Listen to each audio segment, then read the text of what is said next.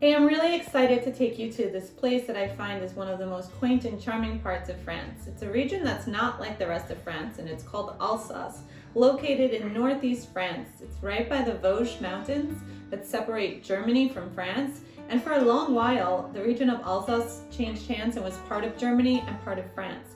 You might even notice it by the shape or the flute-style bottles in front of us. So we're drinking French Riesling, and I've collected two different vintages from a great producer called Gustave Lorenz, and from Single Vineyard.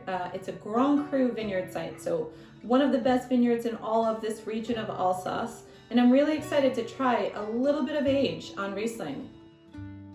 Okay, so I recommend we start with the 2011 Gustave Lorenz Riesling, and I wanted to have a moment of a conversation about Riesling and its capacity to age, because I really believe that Riesling is one of the most age-worthy white grapes that we have. The reason that white wine would age, or any wine would age, is that it has the structure that make aging possible. And in the case of Riesling, the structure I'm referencing is acidity. So you feel acidity on the sides of your mouth.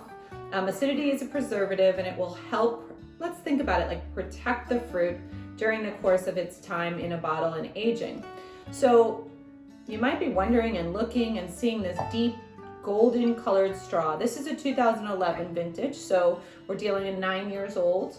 And that's important because if this was a Pinot Grigio from 19, it should not be this golden. But because this wine has a bit of age, we're expecting it to show in the color, this, kind of nectar colored golden hue. So when you take a smell, wow, the wine is filled with like dried fruit. So as fruit ages, it becomes a little less fresh and more of that dried, think about like a dried fruit roll up. So I have apricot, I have peach, I have kind of like a little bit of the slaty minerality and stone.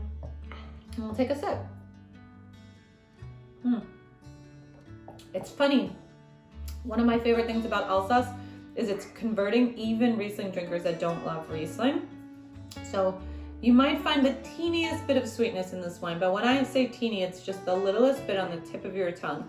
Really, the wine feels round and rich and mineral driven, has a little bit of that honey and nectar, but it's all about this texture, almost like olive oil texture. Perfect for smoked whitefish, for salmon, for anything that is a little bit rich, but you still want a refreshing glass of wine. Okay, next up, just for comparing and contrasting, is the 2012 Riesling. And actually, it's so interesting that this is just a year younger, and it's a little bit less golden and has some green hues on it. So every bottle of wine is different. It's a living, breathing thing, which is something that I enjoy.